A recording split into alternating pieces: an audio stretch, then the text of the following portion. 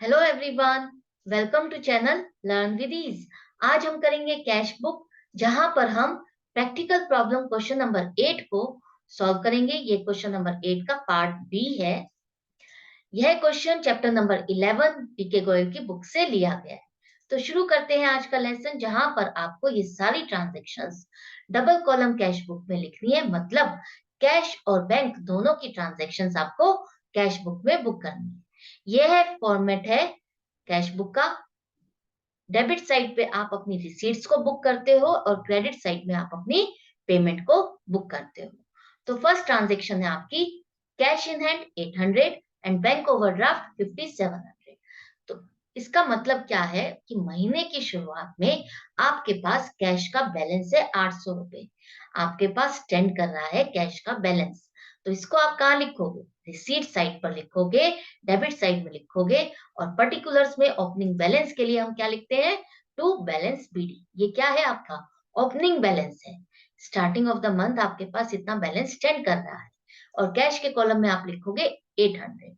Next है bank overdraft 5700। का मतलब है कि आपने बैंक में बैलेंस ना होते हुए भी बैंक से पैसा ज्यादा निकाल लिया है।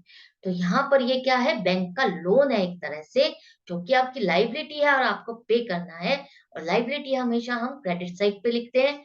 तो डेट लिखोगे क्रेडिट साइड पे पर्टिकुलर्स में, क्योंकि ये भी ओपनिंग बैलेंस है बैंक ओवरड्राफ्ट का, इसलिए हम बाय बैलेंस बीडी लिखेंगे और बैंक के कॉलम में लिखेंगे 5700।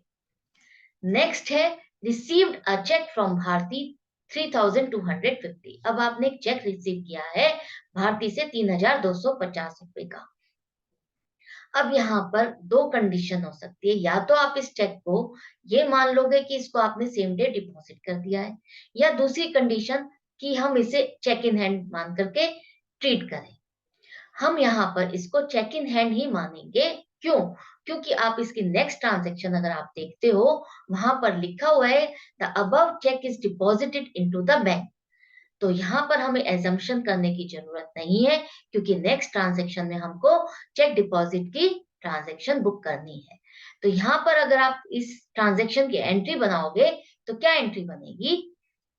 एंट्री बनेगी आपकी cheque in hand account debit 3250 to Bharti account 3250।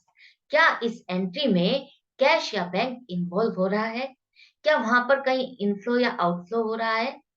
नहीं हो रहा। हमारा कैश या बैंक दोनों में से कोई भी इन्वॉल्व नहीं हो रहा इस एंट्रीज में। तो हम इस ट्रांजैक्शन की एंट्री अभी नहीं करेंगे अपनी कैश बुक में।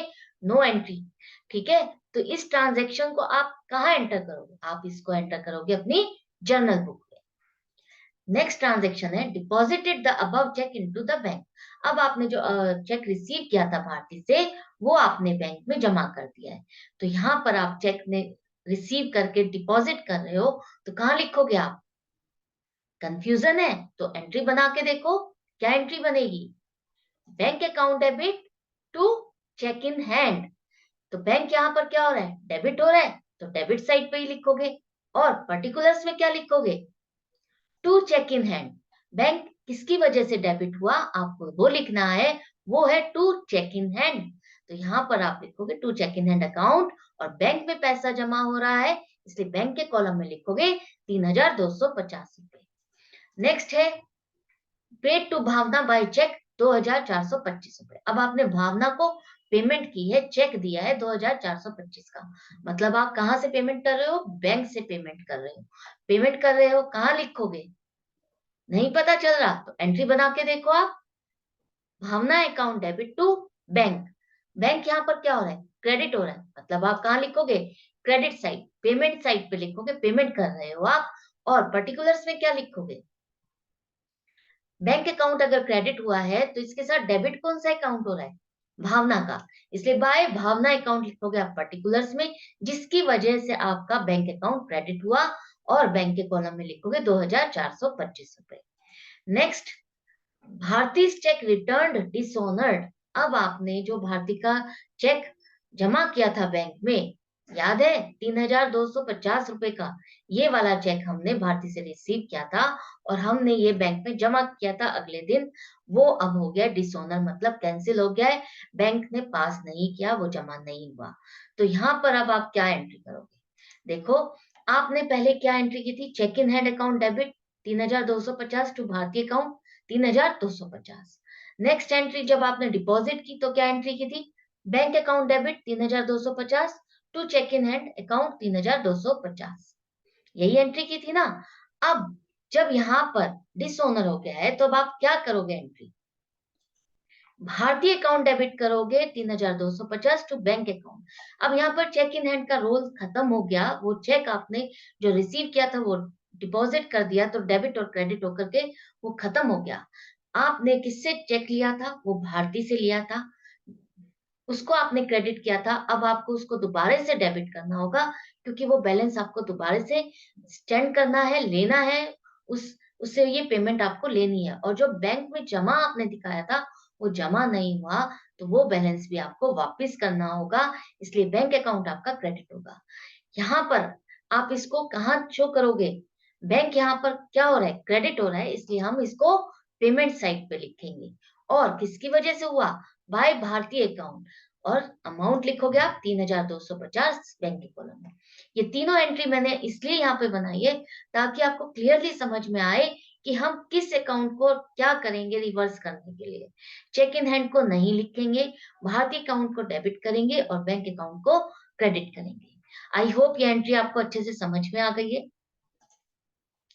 नेक्स्ट है withdrew from bank for office use 250 rupees. अब आपने बैंक से पैसा निकाला है 250 रुपए ऑफिस यूज के लिए।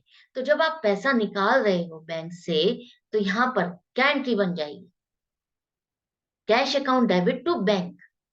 यहाँ पर cash account debit to bank हो रहा है, मतलब आपका कैश और बैंक दोनों इन्वॉल्व हो रहा है, जिसकी दोनों की ट्रांजैक्शंस आपको अपनी कैश बुक में लिखनी है। तो एक अकाउंट डेबिट हो रहा है और एक अकाउंट क्रेडिट हो रहा है। इसकी एंट्री आप कैसे करोगे? देखो कैसे करोगे। ऐसी एंट्री को हम क्या कहते हैं? कॉन्ट्रा एंट्री, जब आपका कैश और बैंक दोनों इन्वॉल्व होता है। तो कैश अकाउंट यहाँ पर डेबिट हो रहा है, इसलिए कैश के लिए आप लिखोगे डेबिट साइड पर। कैश अकाउंट डेबिट हुआ है किसकी वजह से? बैंक की वजह से। तो टू बैंक अकाउंट आप लिखोगे पर्टिकुलर्स में। और कैश का बैलेंस बढ़ रहा है, कैश अकाउंट डेबिट हुआ है, इसलिए कैश के कॉलम में लिखोगे आप 250 रुपए। आप लोग ये गलती कर देते हो कि बैंक के कॉलम में लिख देते हो कोई अमाउंट कहीं, तो ये मिसमैच हो जाता है और आपका क्वेश्चन गलत हो जाता है।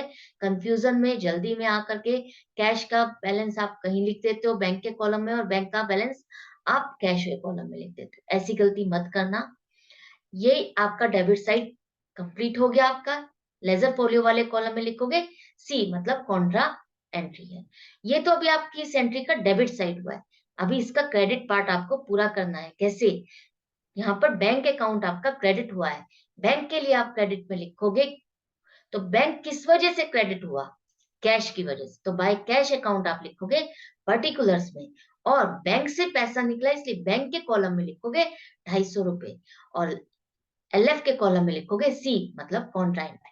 कॉन्ट्रा एंट्री का मैंने पहले भी बताया, मतलब ये है कि जो डेबिट और क्रेडिट अकाउंट जो इन्वॉल्व हो रहे थे इस ट्रांजेक्शन में, हमने दोनों की पोस्टिंग अपनी कैश बुक में कर दी है। इसकी फर्दर कहीं लेजर में पोस्टिंग हम नहीं कर रहे हैं, यहीं पर हो गई है, इसलिए हमने इसको यहाँ पर कॉन्ट्रा लिखा है। ये एक तरह से सिंबल है ये बताने के लिए कि इसकी फर्दर कहीं और एंट्री नहीं है। ये ट्रांजैक्शन कंप्लीटली पोस्ट हो गई है कैश बुक में। नेक्स्ट है check received from Pannalal and endorsed it in favour of Kamal on 28 जून 1200 रुपए। अब आपने एक चेक रिसीव किया है पन्नालाल से, जो कि आपने आगे चेक दे दिया है उस पर एंडोर्समेंट करके कमल को 28 तारीख को। तो यहाँ पर क्या एंट्री बनेगी? पहले एंट्री देखो, आप क्या एंट्री करोगे। एंट्री हो जाएगी आपकी cheque in hand account debit 1200 रुपए टू पन्ना लाल अकाउंट आएगा 1200 रुपए। यहाँ पर हम बैंक का एजम्पशन नहीं ले सकते, क्योंकि वो डिपॉजिट ना करके उस चेक को किसको दे रहा है? आगे कमल को दे रहा है, कमल को दे रहा है उसी चेक को। इसीलिए हम यहाँ पर एजम्पशन नहीं ले सकते कि ये चेक बैंक में जमा हो गया है। अब जब वो एंडोर्स कर रहा है तो क्या एंट्री बन जाएगी आपकी? Kamal account debit to cheque in hand account 1200 रुपए। जो चेक आपने रिसीव किया था वो आगे जाकर के आपने कमल को दे दिया, तो यहाँ पर आपका ना कैश इन्वॉल्व हो रहा है, ना बैंक इन्वॉल्व हो रहा है, कहीं पर भी पैसा आप ये जमा कर ही नहीं रहे हो, इसलिए हम इस ट्रांजैक्शन की एंट्री अपनी कैश बुक में नहीं करेंगे। ये दोनों ही एंट्री आपकी जर्नल बुक में एंटर होगी। Next, income tax paid by cheque 150। यहाँ पर आपने इनकम टैक्स की पेमेंट की है, चेक से की है, मतलब बैंक से पेमेंट हो रही है। इनकम टैक्स की पेमेंट कर रहे हो मतलब ये ओनर के लिए पे कर रहे हो, जो कि ड्राइंग्स है। तो आप पेमेंट साइड पे लिखोगे, एंट्री क्या बन जाएगी, drawings account debit to bank. Bank credit हो रहा है किसकी वजह से, बाय ड्राइंग्स अकाउंट लिखोगे पर्टिकुलर्स में, और बैंक के कॉलम में लिखोगे 150 रुपए। यहाँ पर आपकी सारी ट्रांजेक्शन्स कंप्लीट हो जाएंगी। ये एक ट्रांजेक्शन हो रहेगी, इसको देखो, बैंक चार्जेस 25 रुपीज, आपने बैंक के चार्जेस पे किए हैं।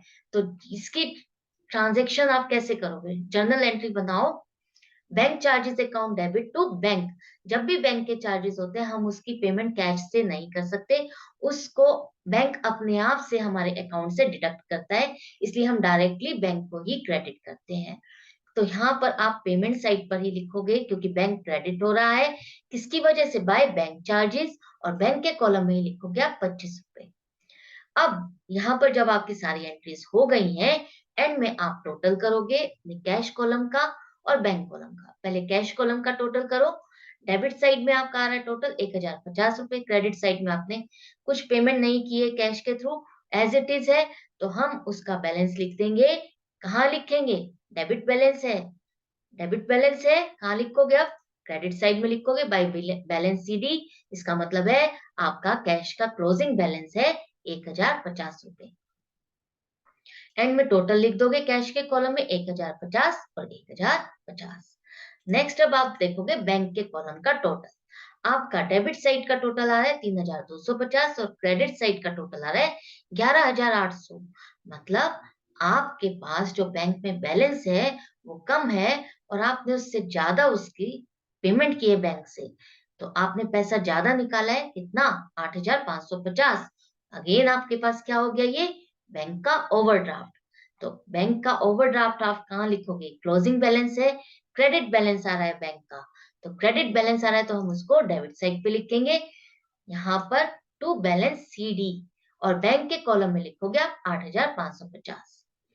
एंड में आप टोटल लिखोगे, करोगे, बैंक के कॉलम में 11800 और 11800। क्यों, क्योंकि हमको इक्वल करना होता है दोनों साइड, जहां जो बैलेंस कम होता है उसी साइड हम उसका बैलेंस लिख करके और इक्वल करते हैं। ऐसे आपका ये वाला क्वेश्चन कंप्लीट हो गया है, क्वेश्चन नंबर 8 का पार्ट बी। आई होप आपको काफी नई चीजें मिली हैं सीखने को, कई नई ट्रांजैक्शंस आपको पता चली है, कैसे कहाँ एंटर करना है और कहाँ उस ट्रांजैक्शन की एंट्री नहीं होनी है। तो मिलती हूं मैं आपसे नेक्स्ट वीडियो में, लेकिन आप जाने से पहले चैनल को सब्सक्राइब कर दीजिए, लाइक कीजिए, क्योंकि आप अगर अच्छा फील कर रहे हैं, सीख रहे हैं मेरे चैनल से, और शेयर कीजिए अपने फ्रेंड्स के साथ, बेल आइकन को प्रेस कर दीजिए ताकि नोटिफिकेशन मिले आपको वीडियो डलते ही। Good bye and take care.